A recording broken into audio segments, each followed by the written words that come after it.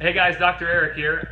Today we're going to be talking about shoulder impingement, especially for you swimmers out there. I got to give a shout out to Delaney, my cousin, who had a question about how to improve shoulder impingement, especially as a swimmer, and she's just starting and getting back into school. So, first we need to think about what is shoulder impingement. Shoulder impingement is that area within the shoulder or the front of the shoulder region that gets impinged, and that just means the space gets decreased.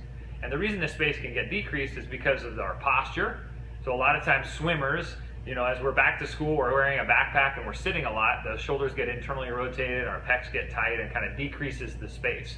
So we really want to think about how we can open you up, especially when you're trying to get long in the water. We want to make sure that everything's just kind of more mobile.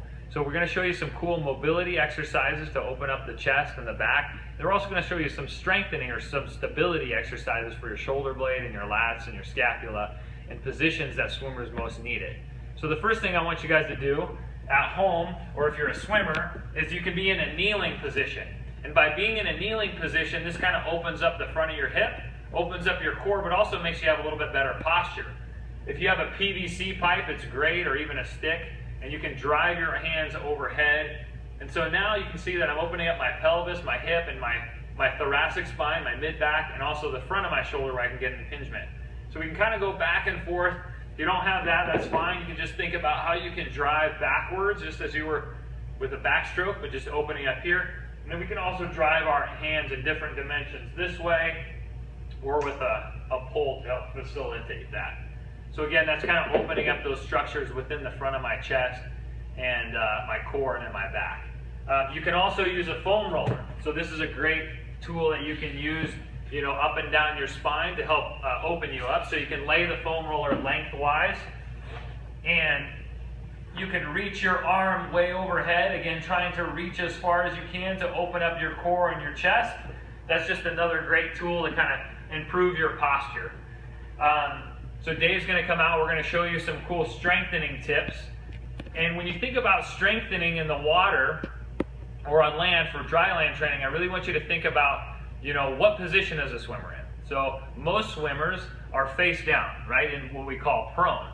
And prone, we want to think about, how can we strengthen in those positions like we're in the water? So a lat pull down, traditionally you can pull this way, right, or straight arm down and standing, but I think it's more valuable to think about the position that you're in the water, which is prone. So we're going to show you some strengthening exercises on a ball, face down for like freestyle or butterfly or breaststroke. And then we'll also show you kind of a variation if you're a backstroker too.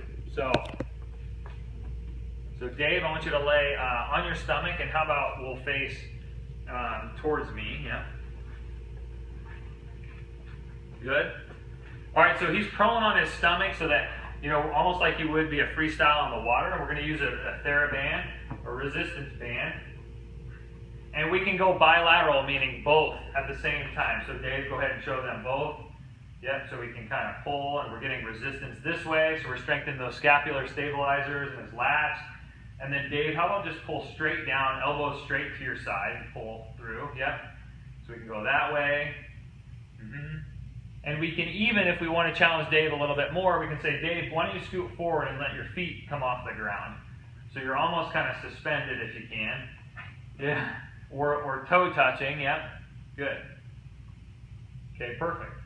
Good job. Okay, and then let's show them the variation for you backstrokers. So you're going to lay on your back.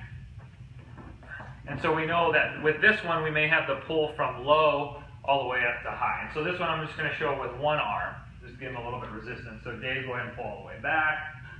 Good. And really reach as far back as you can. Good. Perfect. Great. Awesome job. So those are just some quick tips on mobility and stability for a swimmer with impingement syndrome. I think the most important thing to think about is just the position that your athlete is in before you're starting with an exercise program. So, great job, man. Yep.